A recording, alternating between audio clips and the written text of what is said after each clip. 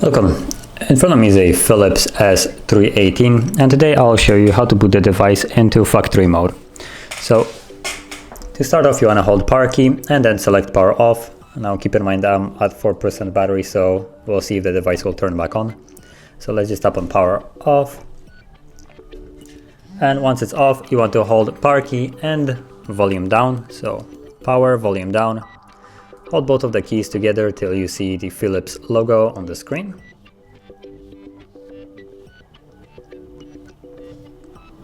Okay, and you can let go once it is visible.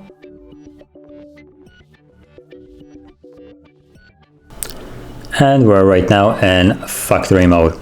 So right here you will use a volume down to navigate, like so. Volume up does not go up, so you will have to cycle through the entire list. And power key will be used to confirm whatever we select. Now keep in mind that at least on this device it's not in English, so I'll basically describe. The first option is a automatic test run. It basically goes through all the tests of the phone, testing each component. Then the second one is a manual where you get to choose each part individually that you want to test. Then you have some test logs. Clear eMMC is a way of hard resetting the device. And then you have I think again some kind of logs that you can test, or not test but check out. And the last option is a reboot. So whatever you select, you want to press the power key to confirm it. Now I'm gonna select the reboot, which is the last option, to boot back up into the normal Android, with a hope that it's actually gonna boot back up with a sufficient amount of battery. Yes, we will see.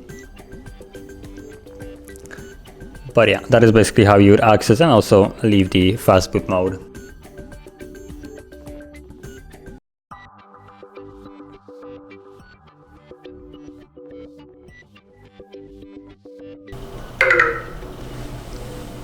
As you can see, it's back in the Android. So if you found this very helpful, don't forget to hit like, subscribe, and thanks for watching.